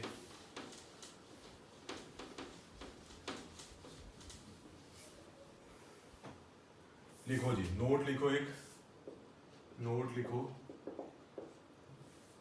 If velocity is given as a function of position, if velocity is given as a function of position x, bracket में लिख लेना x, if velocity is given as a function of position, bracket में लिखो x, then to calculate acceleration, फिर ऐसे लिखो, a equal to क्या होता है, dv बाई dt।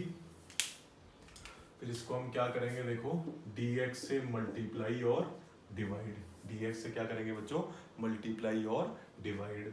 अब देखो ये dx बाई dt क्या होता है, ये dx बाई dt क्या होता है, v होता है ना। अभी समझाऊंगा देखो क्यों ऐसा करना पड़ रहा है, अभी एक बार लिख लो, अभी एक्सप्लेन करूंगा कि क्यों ऐसा करना पड़ रहा है ना। तो ये dx बाई dt बोलो क्या होता है, v होता है ना। तो इस dt को नीचे ले गए तो dx बाई dt तो क्या बन गया, v, और क्या बचा, ये dv बचा, ये dx बचा, है ना, ये dv बचा और ये क्या बचा, dx बचा। तो क्या बच गए, v इंटू dv बाई, बहुत इंपॉर्टेंट एक्सप्रेशन मैं तुम्हें बता रहा हूँ, ये v dv by dx, acceleration a equal to v dv by dx। बहुत ही इंपॉर्टेंट बात यहाँ तुम्हें बताई है, टाइम के टर्म में अगर वेलोसिटी दे रखी हो तो dv बाई dt, और अगर x के टर्म में वेलोसिटी दे रखी हो तो v dv by dx, dt नहीं है, बोलो dx से मल्टीप्लाई डिवाइड हमने किया, dx बाई dt क्या हो गया, v, और ये dv बाई dx। अब मैं समझाता हूँ तुम्हें क्यों ऐसा करना पड़ रहा है ना। देखो क्यों ऐसा करना पड़ रहा है इस बारे में, देखो तुम्हें समझाते हैं। तो v इक्वल टू देखो कितना आ गया 4, ऐसे मान लो,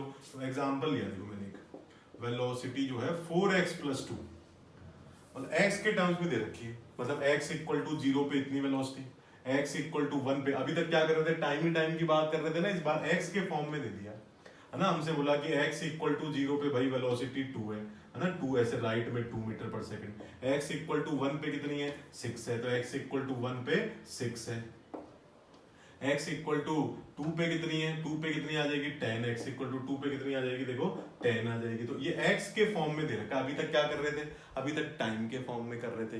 तो भाई एक्सेलरेशन की डेफिनेशन तो यही होती है, फॉर्मूला तो dv/dt होता है। तो अब बताओ इसको कैसे करें, ठीक है भाई ये होता है तो पुट कर दो, फिर ये पुट कर दो, 4x + 2 पुट कर दो, v जो दे रखा है वही तो पुट करते हो, v जो दे रखा है वही तो पुट करते हो। पर बताओ ये डिफरेंशिएशन ऐसे सॉल्व हो जाएगा क्या, ये t याद आ रहा है वो चेन रूल, अरे यार देखो ना d/dt ऑफ r² तुम्हें बताया था, इसका 2r थोड़ी बताया था, क्या किया था हमने बोला जब तक ये भी r न बन जाए, जब तक नीचे ये भी dr न बन जाए तब तक नहीं होगा। तो उसके लिए हमने क्या किया था, जब तक ये भी dr न बन जाए तब तक हमने क्या बोला था, ये dr बनाने के लिए क्या किया था, dr से मल्टीप्लाई डिवाइड किया था ना। वैसे ही देखो ये dt है और ये x है, तो कब होगा ये डिफरेंशिएशन सॉल्व, जब नीचे भी dx आएगा, है ना, नीचे यहाँ पे भी इसका आंसर डायरेक्ट नहीं 4 कर सकते तुम, क्योंकि ये x होना चाहिए, ये भी x होना चाहिए, तभी सॉल्व कर सकते हैं। तो बताओ फिर ये तो dt है और ये x है, इसका मतलब हमें नीचे क्या लाना पड़ेगा, dx लाना पड़ेगा। तो dx ऐसे तो डायरेक्ट तो ला नहीं सकते, हमने क्या किया, dx से मल्टीप्लाई डिवाइड किया। अब इस dx को इधर लाओ, तो बताओ क्या बना ये, d/dx ऑफ 4x + 2, और ये क्या बना, dt जो इधर लाए थे, तो ये dx/dt, इधर क्या बनेगा, dx/dt। तो बताओ फिर, ध्यान रहेगा, है ना, देखो dx/dt बोलो क्या होता है, v होता है, v इंटू dv/dx, ये v का एक्सप्रेशन ही तो है, ये dx/dt क्या बना, v, और ये क्या है, dv/dx। तो ध्यान रखेंगे, चाहे वहां पे भी लिख लो, a के 2 फॉर्मूले हैं, इनफैक्ट 3 फॉर्मूले हैं, dv/dt, v dv/dx और d2x/dt। बहुत इंपॉर्टेंट बात, लिख लेना वहां बॉक्स बना के इसको, इस नोट के नीचे, a के 3 फॉर्मूले, dv/dt, v dv/dx, d2x/dt²। इसको कब यूज करना, इसको यूज कब करना, जब वेलोसिटी टाइम का फंक्शन हो, फंक्शन मतलब समझ गए ना, टाइम का इक्वेशन हो, टाइम के फॉर्म में इक्वेशन हो। इसको कब यूज करना, जब वेलोसिटी x का फंक्शन हो, ठीक है। इसको कब यूज करना, when x is given, when x in terms of time is given, in terms of time is given. 3 फॉर्मूले हमारे पास हैं एक्सेलरेशन के, ये टाइम के टर्म में वेलोसिटी दें तो ये, x के टर्म में वेलोसिटी दें तो फिर ये, और x in terms of time दे तो ये d2x/dt। इसको सब बराबर याद होने वाले हैं, देखो चिंता मत करो, अभी 2-4 सवाल किए और दिमाग में बैठा, है ना, सब कुछ एकदम जबरदस्त टिप्स पे हो जाएगा।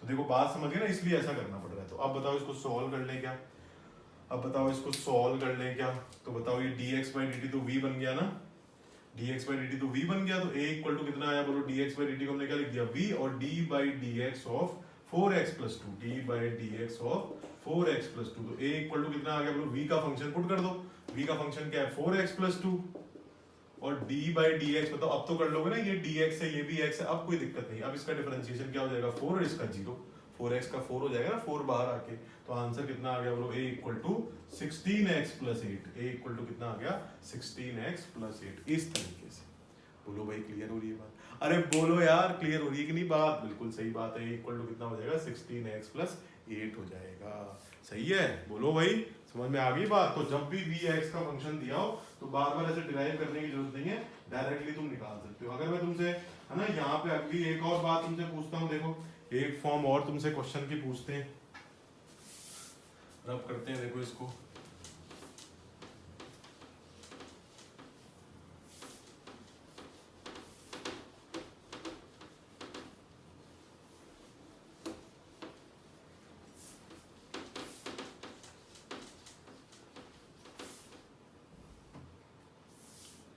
नेक्स्ट देखो, अगर हमें फंक्शन दिया हो ऐसा v इक्वल टू रूट, है ना, या फिर ऐसा देखो v equal to beta x power -2n, v equal to beta x power -2n, beta क्या है, कांस्टेंट है, बीटा इज ए कांस्टेंट, और ये 2n भी एक कांस्टेंट है है ना, ये 2n भी क्या है, कांस्टेंट है।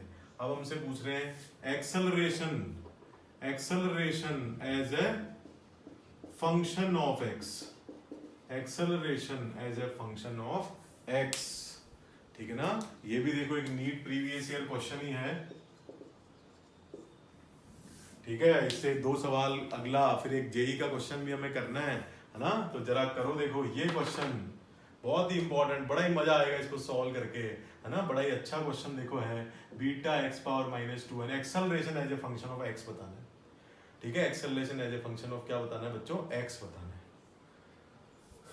तो देखो क्या समझ में आ रहा है यहाँ से, देखो v देते ही हमें समझ में आता है, करना तो डिफरेंशिएट पड़ेगा। v देते ही हमें क्या समझ में आता है ना। बोलो पॉज करके एक बार अटेम्प्ट जरूर कर लो, जो तुम्हारा आंसर आ रहा है जरा फिर चेक करना, उसके बाद सॉल्यूशन, ठीक है ना।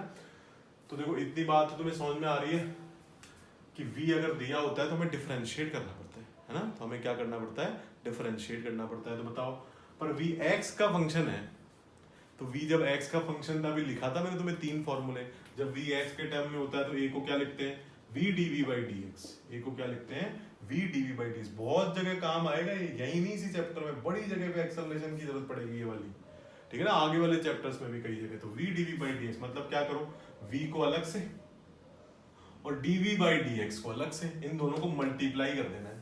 v और dv by dx को क्या कर देना है, मल्टीप्लाई कर देना है, वही क्या हो जाएगा, एक्सेलरेशन। क्यों कर रहे हैं ऐसा, क्योंकि v x का फंक्शन है। अब ये टाइम का दिया होता तो ये सब करना ही नहीं था, ये टाइम के फॉर्म में दिया होता तो सीधे क्या कर देते, dv by dt कर देते, बात खत्म हो जाती। पर x का फंक्शन जब दिया हो तो ये करना है। तो बताओ, पहले dv by dx निकाल लें, फिर v से मल्टीप्लाई कर देंगे, v दे ही रखा है इसको पुट कर देंगे, ठीक है। तो चलो आ जाओ, फिर dv by dx निकालते हैं। तो dv by dx equal to d by dx of beta x power minus 2n, है ना, beta x power minus 2n। तो बताओ ये बीटा बाहर आ जाएगा, तो beta d by dx of x power minus 2n, बोलो सही है। अब देखो x पावर n हो माइनस n हो कुछ भी हो यार, ऊपर एक नंबर होना चाहिए। अब चाहे वो नेगेटिव नंबर n हो 2n हो, से क्या फर्क पड़ता है, वो तो फॉर्मूला है ना, n की वैल्यू तो कुछ भी हो सकती है ना। ये पूरा एक नंबर है, मान लो n 4 है तो फिर 2n 8 हो जाएगा, तो क्या हो गया, x पावर माइनस 8 में नहीं लग सकता क्या वो फॉर्मूला। 2n 4n 3n कुछ भी कर लो, पावर कांस्टेंट होनी चाहिए कुछ, बोलो फिक्स है ना वैल्यू, n वगैरह तो फिक्स ही होते हैं ना, कुछ कांस्टेंट है ना, x y z होते हैं वेरिएबल, ये तो कांस्टेंट होते हैं, जो भी n लोगे फिक्स होगा, एक ही होगा, ऐसे बदल नहीं सकते उसको, ठीक है। तो बताओ फिर x पावर n जैसा ही हुआ ना, तो कैसे लगाते हो फॉर्मूला, बोलो आया मजा, है ना। तो beta into n x n minus 1, beta into n x beta n x n minus 1, बोलो समझ रहे आ रही हो, अब समझ में आ रही है बात, beta n x n minus 1 लगा दिया, बीटा तो बाहर चल ही रहा था, n x n माइनस 1, बोलो खत्म हो गई बात बस।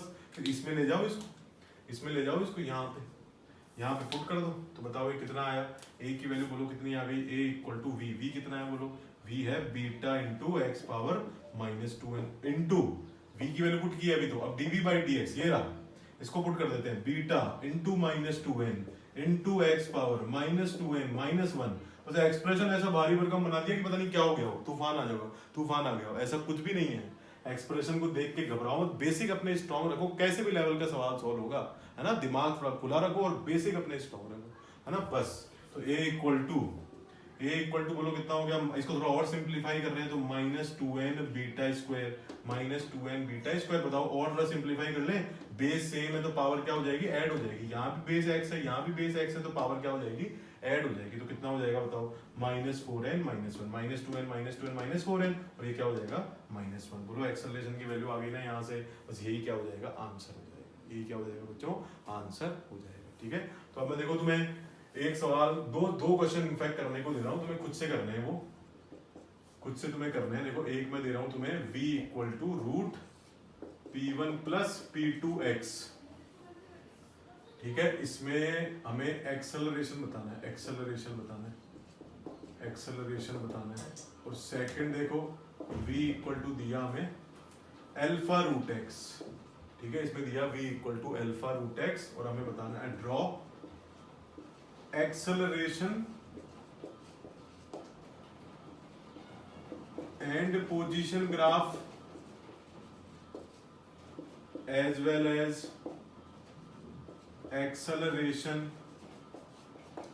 and time graph, acceleration and time graph. इसमें P1 P2 क्या है, कांस्टेंट्स हैं, इसमें अल्फा क्या है, कांस्टेंट है ना। लिख लो जाए P1 and P2 are constants,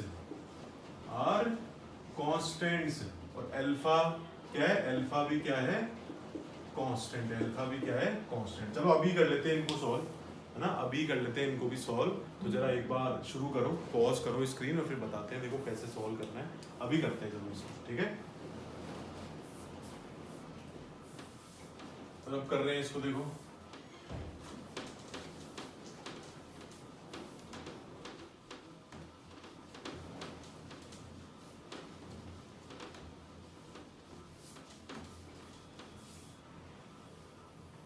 तो करेंगे, देखो पहला पार्ट इसका करेंगे √P1 + P2x वाला, है ना। फिर देखो सेकंड पार्ट पे आते हैं। तो देखो v in terms of x आ गया ना, v in terms of x आ गया ना, तो क्या करना पड़ेगा, v dv/dx, है ना, क्या करना पड़ेगा, v dv/dx। तो देखो फिर a का फॉर्मूला कौन सा यूज करेंगे, v dv/dx, सही है। तो अब बताओ a इक्वल टू, तो v को dv/dx से मल्टीप्लाई करना है, तो dv/dx निकाल लेंगे, क्या बोलो, v का फंक्शन क्या है, √P1 + P2x। अब बताओ यहां से कितना हो जाएगा, ये देखो इसको √x की तरह हो गया ना, √x, याद आया चेन रूल, बोलो कराया तो मैं ऐसे क्वेश्चन है। ये बताओ ये रूट आते ही है इसके अंदर की पूरी चीज को क्या मान लोगे, x, क्योंकि हम √x का डिफरेंशिएशन जानते हैं, क्योंकि हम √x का डिफरेंशिएशन जान, सबसे पहले क्या लिखा है, रूट, तो रूट के अकॉर्डिंग फॉर्मूला लगाएंगे, तो रूट के अकॉर्डिंग फॉर्मूला लगाया, अंदर क्या लिखा हुआ है, x लिखा हुआ है, तो बस रूट के अकॉर्डिंग फॉर्मूला लगा दो। तो रूट का फॉर्मूला क्या होता है, 1/2 √x, तो जो भी रूट के अंदर सबसे पहले जो लिखा है उसके अकॉर्डिंग फॉर्मूला लगाते हैं। सबसे पहले क्या लगा है, रूट, तो √x का डिफरेंशिएशन क्या होता है, 1/2 √x, जो भी अंदर लिखा है उसको हम क्या मान लेंगे बच्चों, x मान लेंगे, तो उसको x मान लेंगे। तो बताओ कितना आ गया ये बोलो कितना आ गया, 1/2 √P1 + P2x, बोलो √x का डिफरेंशिएशन 1/2 √x आता है, और जिसको तुमने x माना उसका डिफरेंशिएशन और मल्टीप्लाई कर दोगे, जिसको तुमने x माना उसका डिफरेंशिएशन और मल्टीप्लाई कर दोगे। तो जरा बताओ 1/2 √P1 + P2x, इसका डिफरेंशिएशन P1 कांस्टेंट है ना, तो अकेले कांस्टेंट का डिफरेंशिएशन क्या होता है, 0, और मल्टीप्लाई में कांस्टेंट होता है तो बाहर आ जाता है, तो ये P2 हुआ और x का डिफरेंशिएशन 1 हुआ। बोलो क्लियर हो गई बात। तो बताओ फिर यहाँ से कितना हुआ ये आंसर, बोलो भाई कितना हुआ ये, v dv/dx। तो बताओ v dv/dx का मतलब क्या हुआ, v का मतलब क्या हुआ, v का मतलब हुआ v ये v कितना, √P1 + P2x, और ये कितना हुआ 1/2 √P1 + P2x × P2। अरे यार ये v है ना, तो ये v की वैल्यू पुट की पहले वहां से, ये देखो, और dv/dx भी चाहिए, ये dv/dx सॉल्व किया ना, ये आया, इसको पुट कर दिया, तो बताओ ये तो कट ही हो गए, क्या आंसर आ गया, P2/2। बोलो क्या आंसर आ गया, P2/2। क्लियर हो रही है बात, बस ये डायरेक्ट कर दिया हमने सब। बोलो समझ में आ रही है क्या बात सब लोगों को, अरे बोलो भाई समझ में आ रही है ना सबको बात, बस ये कर देते हैं। सेकंड पार्ट कर दोगे क्या, वैसे इसका एक और ट्रिक बताऊंगा तुम्हें इस क्वेश्चन में, है ना, इसकी एक ट्रिक और बताऊंगा, एक शॉर्ट ट्रिक भी इसके फॉर्म में हो सकती है, पर वो कभी कभी लगेगी, सब जगह नहीं लग सकती वो। इसको कंपेयर कर लो, है ना, किससे कंपेयर कर लो, कंपेयर विथ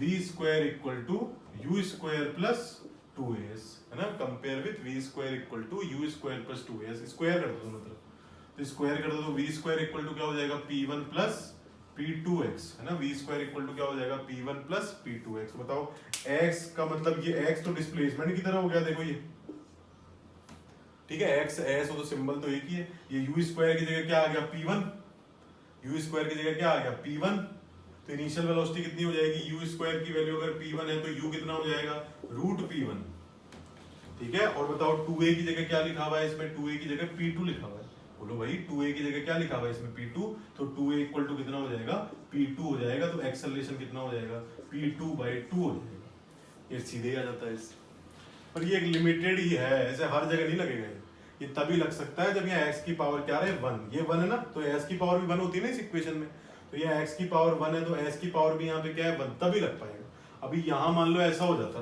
मान लो ये ऐसे क्यूब हो जाता है, तब नहीं लग पाएगा ये, है ना, पर अगर यहाँ x की पावर 1 आए ना, तो फिर इसको स्क्वायर करके इससे कंपेयर कर सकते हैं।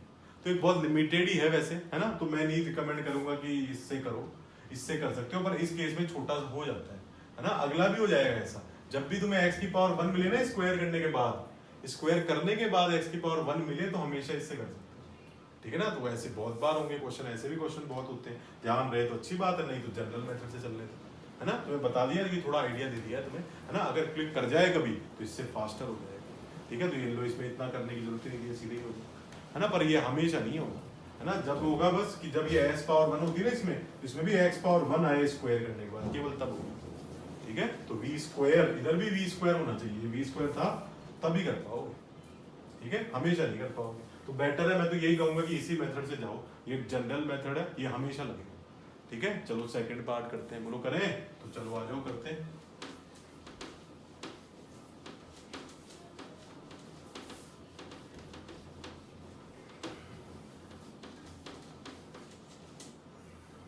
सेकंड पार्ट देखो, v equal to alpha root x, second देखो v equal to alpha root x, तो v equal to alpha root x में देखो तो एक्सेलरेशन निकालते हैं, तो v equal to alpha root x, तो बताओ एक्सेलरेशन फिर से v x का फंक्शन है, तो v जब भी x का फंक्शन होता है तो हम ये कैसे निकालते हैं, इक्वल टू निकालते हैं हम v dv बाई dx, बोलो ये कैसे निकालते हैं, v into dv by dx, तो v into dv by dx कर दिया, बोलो क्लियर हो रही है ना बात। तो v बोलो कितना है, अल्फा रूट एक्स, v क्या अल्फा रूट एक्स, तो v तो चलो पुट कर देंगे dv बाई dx, तो dv बाई dx को अलग से सॉल्व कर लो, तो ये क्या हो जाएगा, बोलो d by dx of alpha root x, तो अल्फा बाहर ले लो और d by dx of root x, बोलो कितना आ गया differentiation, alpha into root x का डिफरेंशिएशन क्या हो जाएगा 1/2 रूट एक्स, है ना। रूट एक्स का डिफरेंशिएशन क्या हो जाएगा 1/2 रूट एक्स, ठीक है। तो बताओ मिल गया ये पता ही, मल्टीप्लाई कर दो, this implies a equal to v का फंक्शन पुट करो यहाँ, तो अल्फा रूट एक्स और dv बाई ds का मतलब ये वैल्यू पुट करो, ये कितनी हुई अल्फा इंटू 1/2 रूट एक्स, है ना। रूट एक्स से रूट एक्स काटो, a इक्वल टू कितना हो जाएगा alpha square by 2, a equal to कितना आ जाएगा अल्फा स्क्वायर बाय 2, एक्सेलरेशन क्या हो गया कांस्टेंट हो गया जी, एक्सेलरेशन बोला अल्फा, अरे क्वाड्रेटिक, अरे यार तुम क्या सोचो पैराबोला बन जाएगा ग्राफ, अरे पैराबोला कैसे बन जाएगा यार, अल्फा कांस्टेंट है तो अल्फा स्क्वायर भी तो कांस्टेंट होगा, मान लो अल्फा की वैल्यू 4 है, फिक्स होगी, तो 4 है तो 4 का स्क्वायर 16, वो भी तो एक कांस्टेंट ही है, कोई x का स्क्वायर थोड़ी आ गया यहाँ की पैराबोला बन जाएगा ग्राफ, टाइम का स्क्वायर थोड़ी आ गया, या अल्फा का स्क्वायर है, अल्फा खुद कांस्टेंट है तो स्क्वायर भी तो कांस्टेंट ही होगा, तो इसका मतलब एक्सेलरेशन कांस्टेंट है, तो एक्सेलरेशन कांस्टेंट है, तो बताओ ये तो कुछ ऐसा फॉर्म बन गया, a और x में बनाना है ना ग्राफ, a और x में बनाना है और a और t में बनाना है, तो बताओ ये तो y की तरह ले लो इसको, और इसको पूरे को constant y equal to c ले लो, c मतलब कांस्टेंट, ये पॉजिटिव ही तो आएगा, अल्फा स्क्वायर तो पॉजिटिव ही आएगा हमेशा, है ना। इसका मतलब y इक्वल टू c, तो y इक्वल टू c का ग्राफ कैसा बनता है, पैरेलल टू x एक्सिस, ऐसा ही तो बनता है, पैराबोला नहीं यार, ये x का स्क्वायर नहीं है, अल्फा का स्क्वायर है, a equal to x square होता, बिल्कुल तुम्हारी बात मानते हो, यूं बनाते हो, पर अल्फा तो कांस्टेंट है, कांस्टेंट का स्क्वायर करो, क्यूब करो, कुछ भी करो ना, वो तो कांस्टेंट ही रहेगा, ठीक है। ऐसे ही देखो, अगर एक्सेलरेशन और टाइम का ग्राफ बनाए, अगर हम एक्सेलरेशन और टाइम का ग्राफ बनाए तो टाइम आ रहा है क्या इसमें, नहीं, कांस्टेंट ही आ रहा है, तो पूरा तो कांस्टेंट आ रहा है, तो एक्सेलरेशन और टाइम का ग्राफ भी कैसा बनेगा, टाइम कुछ भी हो जाए acceleration will be constant, x कुछ भी हो जाए एक्सेलरेशन की वैल्यू क्या आने वाली है, अल्फा स्क्वायर बाय 2 आने वाली है, टाइम कुछ भी हो जाए a की वैल्यू क्या होने वाली है, ये टाइम कुछ भी x कुछ भी हो जाए a की वैल्यू क्या आने वाली है, ये हो जाएगा कांस्टेंट, ठीक है बच्चों। तो इतना काम तुम कर लो, है ना। कुछ न्यूमेरिकल्स और करने हमें इस एप्लीकेशन पे, फिर हम अगले लेक्चर में इंटीग्रेशन शुरू करेंगे, है ना। कुछ न्यूमेरिकल्स और बाकी रहते हैं, वो कंप्लीट करके फिर हम बच्चों क्या शुरू करेंगे, इंटीग्रेशन शुरू करेंगे, ठीक है ना। तो अच्छे से कर लो इनको, फिर अगले लेक्चर में, ठीक है। Okay, thank you.